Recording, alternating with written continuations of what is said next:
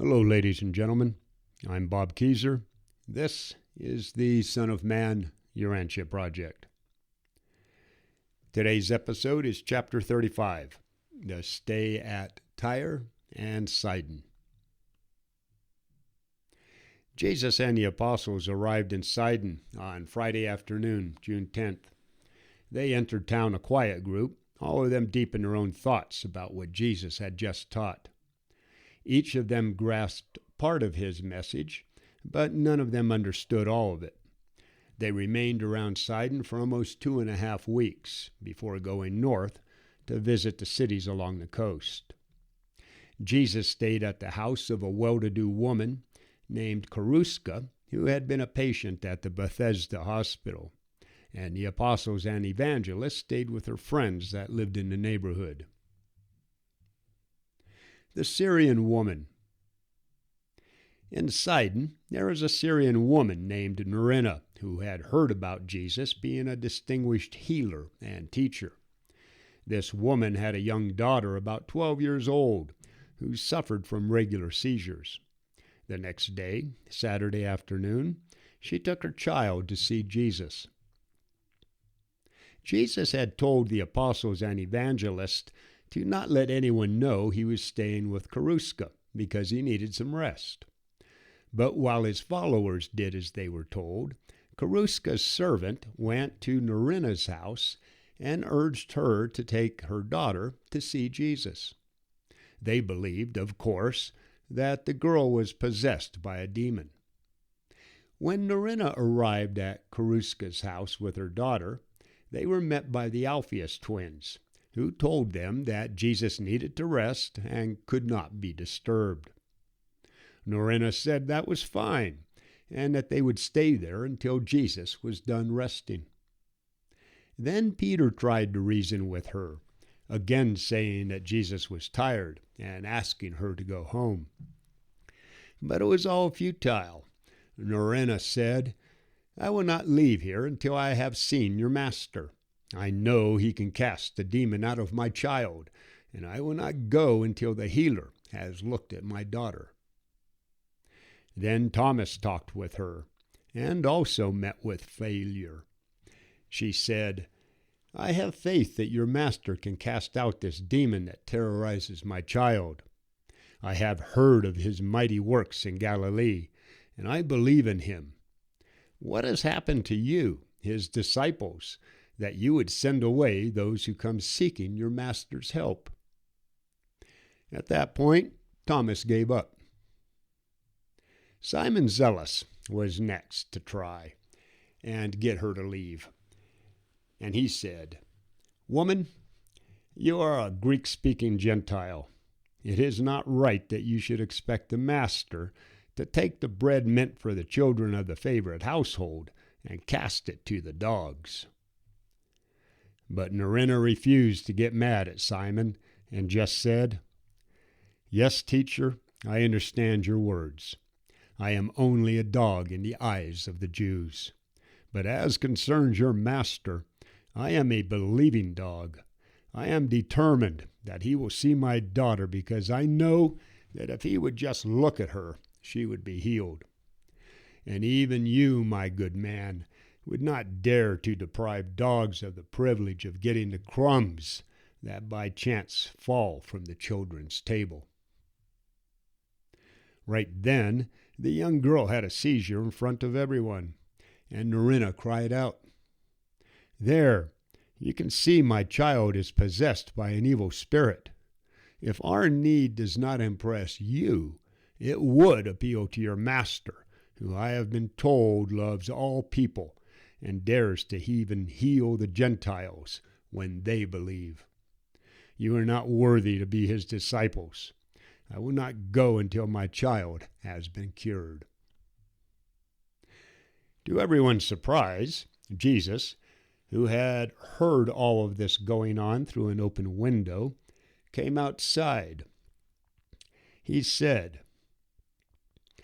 "O woman, great is your faith, so immense that I cannot withhold what you want. Go your way in peace. Your daughter has already been made whole." And the little girl was well from that hour on.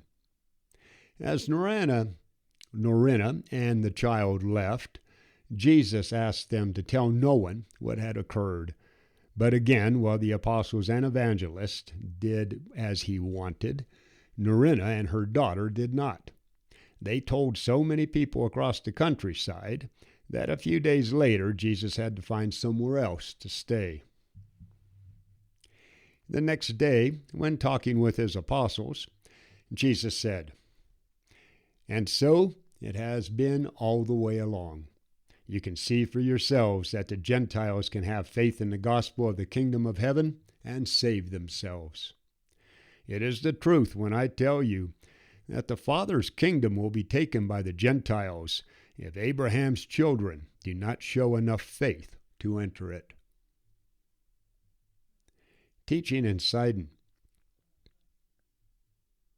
There was a bridge that people had to cross to go into Sidon.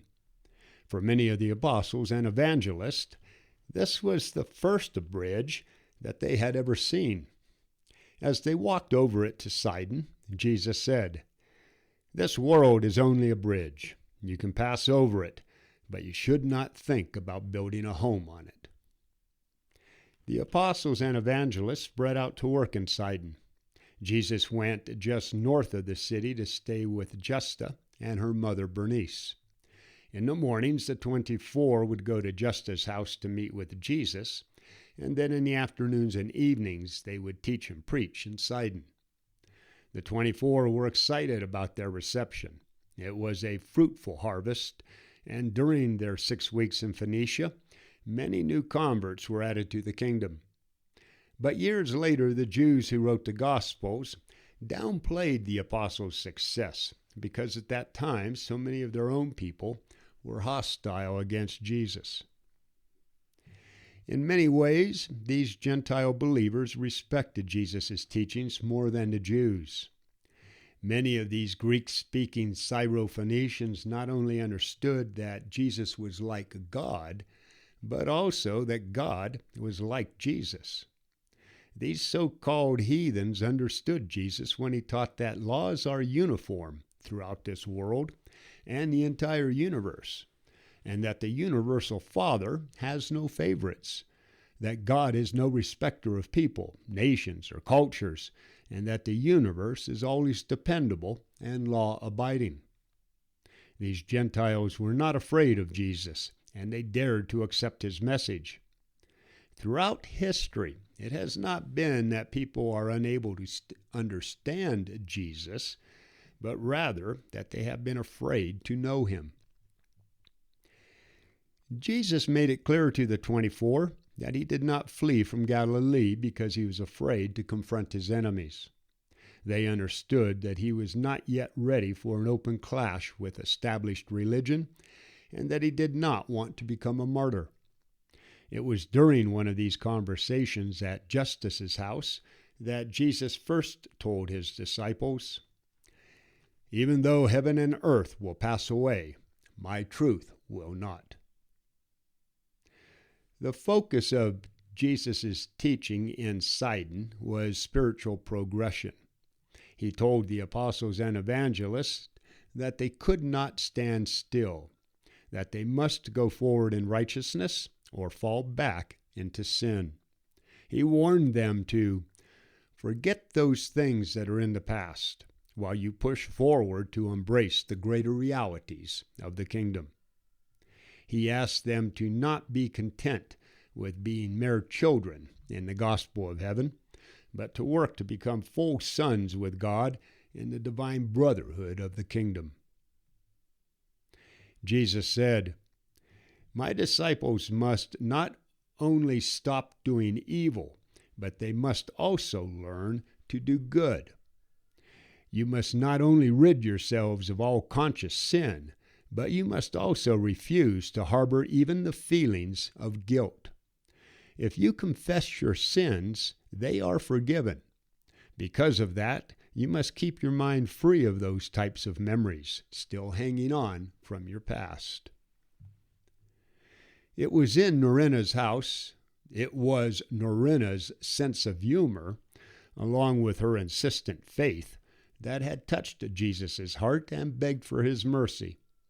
Jesus felt sorry for his people, the Jews, that they had so little humor in their lives. One time he told Thomas, "My people take themselves way too seriously. They have almost no sense of humor. The Pharisees' oppressive religion could never have happened among a people with a sense of humor. The Pharisees also lack consistency. They worry about gnats, but swallow camels." The journey up the coast. On Tuesday, June 28th, Jesus and the others left Sidon and walked up the coast to Hedula and Forphrian. The evangelists taught in Hedula, and the apostles preached in Forphrian. They were received well, and many new converts were added to the kingdom. Meanwhile, Jesus went over to Beirut on the coast and met with a Syrian named Malach, a believer who the year before had been at Bethesda. On Wednesday, July 6th, everyone came together at Justus's house and stayed there until they left for Tyre on Sunday morning. They took the coastal route through Sarepta and arrived at Tyre on Monday, July 11th. The apostles were becoming more comfortable working with the people in these parts. While they were so-called Gentiles, many of them were descendants of the Canaanite tribes, who themselves descended from the Semitic tribes before them. All of them spoke Greek, and the apostles were happily surprised at their eagerness to learn about and believe in the gospel. At Tyre.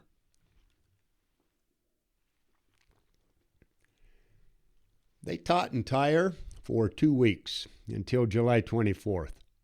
The apostles and evangelists paired up together, and they canvassed the entire busy seaport, preaching the gospel.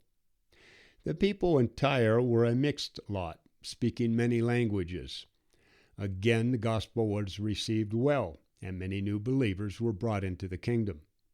During this time, Jesus lodged several miles away at the home of a Jewish believer named Joseph, not far from the tomb of Hiram, who had been king of Tyre when it was a city-state during the days of David and Solomon. Every day during these 2 weeks, the 24 would pass through Alexander's Mole to enter Tyre and hold small meetings. And then at night, most of them would return to the camp to be with Jesus at Joseph's house south of the city. And every day people would come out from Tyre to see Jesus. Jesus only spoke in Tyre once, the afternoon of July 20th. He taught that the Father loves every person, and about the Son's mission to show the Father to all humanity. The people were so interested in Jesus' message that they opened the doors of the Melkirth Temple to him. Interestingly, many years later, a Christian church was built on the exact site of this ancient temple.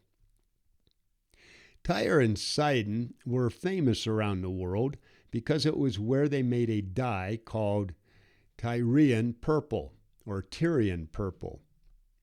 The worldwide commerce in this dye did much to enrich those cities, and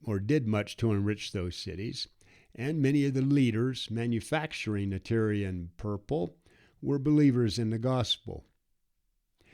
It was a short time after this visit that the shellfish that produced the dye died off for some unknown reason on that part of the coast. The dye makers left Tyre in search of more shellfish, and in their migration to the ends of the earth, they spread the gospel of the kingdom of heaven. Jesus' teaching at Tyre. Jesus began his talk this Wednesday afternoon with the story of the white lily. This beautiful flower rears its pure and snowy head high into the sunshine, while its roots are deep in the muck and slime below. It is the same with people, Jesus said. He told the crowd that even though they have roots in the animal soil of human nature, they can, by faith, raise their spiritual nature high into the sunlight of heavenly truth, and in the process, bear the noble fruits of the Spirit. Jesus then told the people a parable about carpentry, the only time he ever used his former trade in his lessons. Jesus had just said, "Build well the foundation needed for the growth of a noble character and a noble character of spiritual gifts," when he then said, "To grow spiritual fruit, you must be spiritually born. You must be led and taught by the Spirit if you want to live a Spirit-filled life among your friends. But do not make the mistake of the foolish carpenter, who wastes valuable time squaring, measuring, and smoothing his worm-eaten and inwardly rotting timber, and who then, after he has put all of his work into the bad wood, cannot use it for the foundation of his building that needed to be able to withstand ravages of time and weather. Every person has to make sure that the moral and intellectual foundation of their character is strong enough to support the superstructure of their growing and ennobling spirituality, the transformation of the human mind along with the evolution of the immortal soul. Your spiritual nature, the soul created by you and the Spirit of God inside of you, is alive and growing. But it is your mind and your morals that make up the soil from which spring forth these higher signs of the Spirit. The soil for the evolving soul is material, but the destiny of the soul is divine. Later in the evening, Nathanael said, "Master, why do we pray that God will not lead us into temptation, when we well know from your revelation of the Father that he never does such things?" Jesus replied, "It is not strange that you ask such questions, seeing that you are beginning to know the Father like I know him, and not like the early Hebrew prophets who barely saw him. You well know how our ancestors thought they saw God in almost everything that occurred. They looked for God's hand in all natural occurrences and in anything unusual that happened. They connected God to both good and evil. They thought God softened the heart of Moses and that he hardened the heart of the Pharaoh. When a person had a strong urge to do something, whether good or evil, the habit was to make an excuse, saying, 'The Lord spoke to me, saying, do this and do that, or go here and go there.' Since people were so often and so violently tempted, it became our forefathers' habit to believe that God led them there to test them, punish them, or make them stronger. But you indeed now know better. You know that people are all too often tempted by their own selfishness and animal natures. When you are tempted in this way, I warn you to recognize that temptation honestly and sincerely for just what it is. Then intelligently redirect the energies of your mind, body, and spirit that are seeking expression into higher channels and toward more idealistic goals. This is how you transform your temptations into higher spiritual goals, while you avoid these wasteful and weakening fights between the animal and spiritual natures inside of you. But let me warn you against the stupidity of trying to overcome temptation and become a better person just through willpower. if you want to get rid of the temptations of your lower self, you have to have the spiritual advantage of truly wanting to be a better person. This way you succeed through spiritual transformation instead of deceiving yourself by suppressing your desires. The old and the inferior will then be forgotten in the love of the new and the superior. Beauty always triumphs over ugliness in the hearts of all people who are illuminated by the love of truth. A new and sincere spiritual desire has immense power to rid a person of their animal nature. And again, I am telling you to not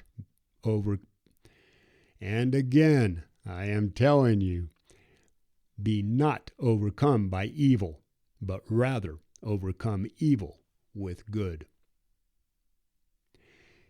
The apostles and evangelists continued to ask Jesus questions long into the night.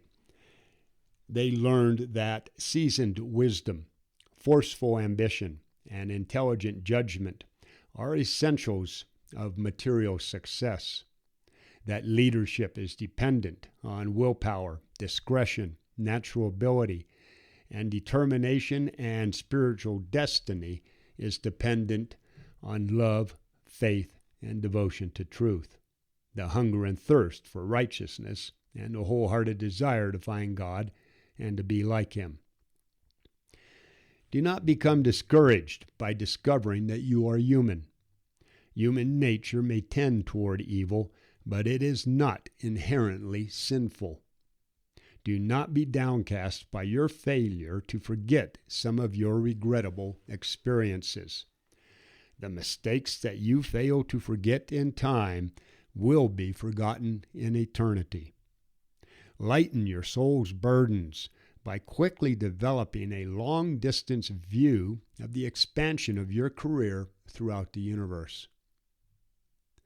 Do not make the mistake of estimating the soul's worth by mental imperfections or the body's appetites.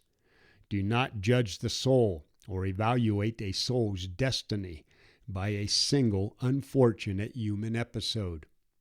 Your spiritual destiny is conditioned only by your spiritual longings and purposes. Religion is only about the spiritual experience of the evolving soul of the God-knowing person. But morality and spirituality are mighty forces that can be used to deal with difficult social situations and to solve tricky economic problems.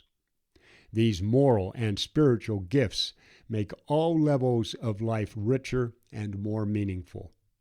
You are certain to live a mean and narrow life if you learn to love only those people who love you. Love may indeed be give and take, but divine love is outgoing in all that it seeks. The less love there is in a creature's nature, the more critical the need for love, and the more that divine love seeks to satisfy that need. Love is never self-seeking, and it cannot be self-bestowed. Divine love cannot be self-contained. It must be unselfishly given to others. Those who believe in the kingdom of God need an unspoken faith that righteousness will win. Those building the kingdom cannot doubt the gospel of eternal salvation. Believers must increasingly learn how to step aside from the rush of life, escape the harassment of mental existence, and refresh the soul, inspire the mind, and renew the spirit with worship.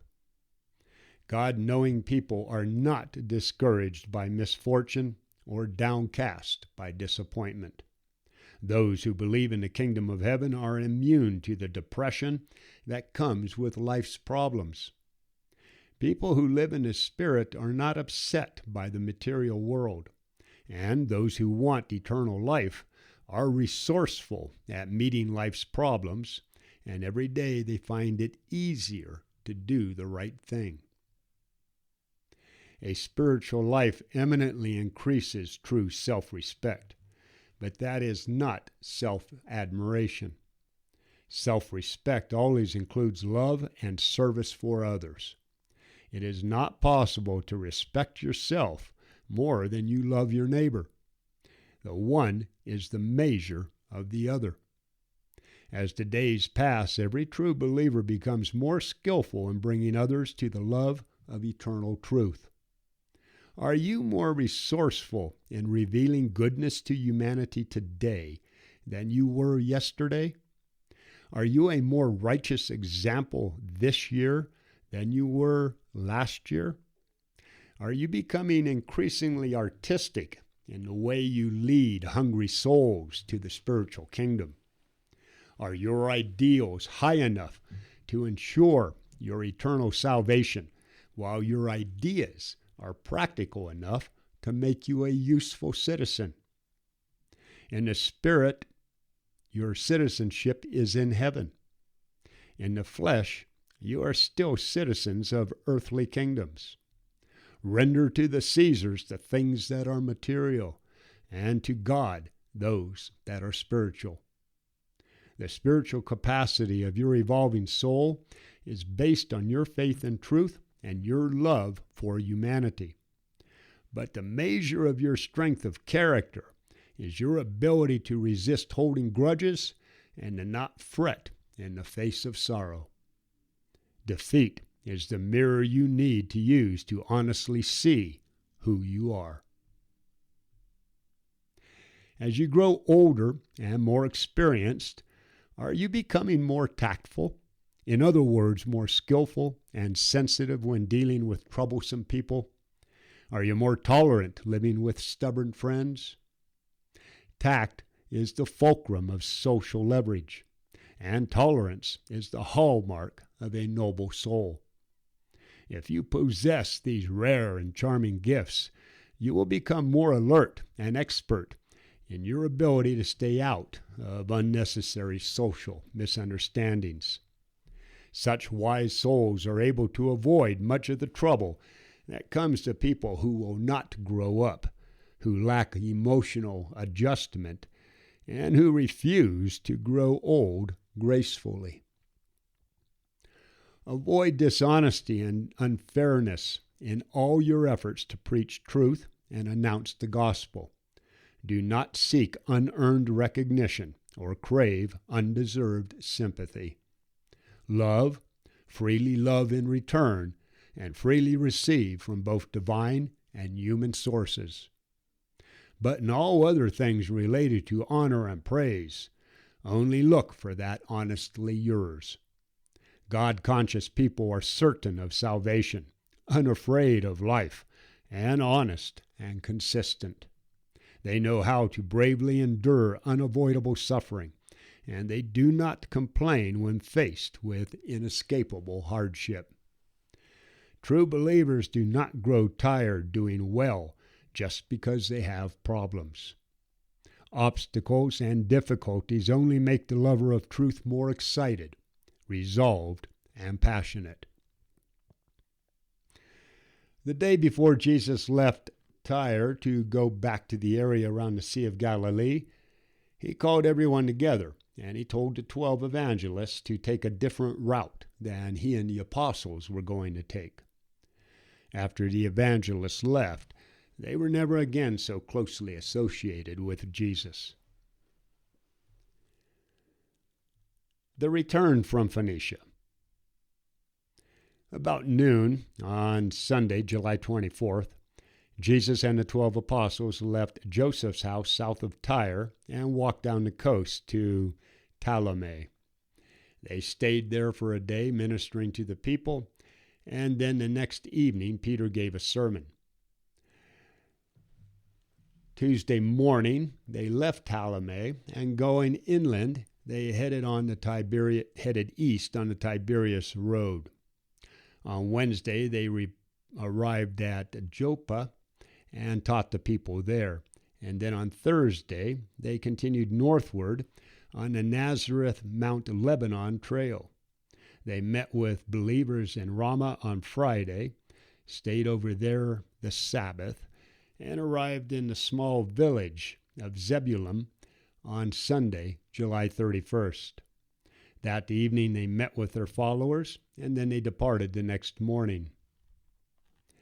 They first walked to the junction of the Magdala-Sidon road near Hiscarla, and then they made their way to Gennesaret on the western shore of the Sea of Galilee, south of Capernaum, where they had arranged to meet David Zebedee. David informed them that many Jewish leaders were right then gathered together on the other side of the lake near Charissa. That evening they hired a boat to take them across the lake, and the next day they rested in the hills. And then the following day they went to the park where Jesus had fed the 5,000 people. They rested there for 3 days and had daily meetings with the remnants of the once many believers who lived in Capernaum and the surrounding area. With Jesus away from Capernaum and Galilee teaching in Phoenicia, his enemies assumed that the whole movement had been broken up. They thought that since Jesus had been in such a rush to leave, that it meant that he was so thoroughly frightened that he would probably never again return to bother them. All active opposition to his teachings had about ended. The believers were beginning to hold public meetings once more, and there was a gradual but effective consolidation of Jesus' true and tried believers. Philip, Herod's brother, had become a half-hearted believer in Jesus and sent word to him that he was free to live and work in his lands. The order to close all of the synagogues to Jesus' teachings had backfired on the scribes and Pharisees. As soon as Jesus removed himself as an object of controversy, there was general resentment among the people against them in the Sanhedrin. Many of the rulers of these synagogues had already begun to quietly open their doors to Abner and his group, claiming that these teachers were John's followers and not Jesus' disciples. Even Herod Antipas experienced a change of heart, and when he learned that Jesus was staying across the lake in his brother Philip's land, he sent word to Jesus saying that while he had signed warrants for Jesus' arrest in Galilee, he had not authorized his arrest in Perea. In other words, he was telling Jesus that he would not be molested if he stayed outside of Galilee, and he sent this same ruling to the Jews in Jerusalem. That was the situation around the 1st of August, AD 29, when Jesus returned from his mission on the Phoenician coast and began to reorganize his tested, scattered, and depleted forces for his last eventful year on earth. The battle lines were clearly drawn, and Jesus and the apostles prepared to announce the new religion of the living God Spirit dwelling in the minds of humanity. Okay, everyone, that's it for chapter 35, the stay at Tyre and Sidon. Coming up next is chapter 36, the stay at Caesarea Philippi. Defend your liberty. Protect those kids. Get out there and find some way to serve humanity for nothing more or less than the sake of God. Godspeed, everyone.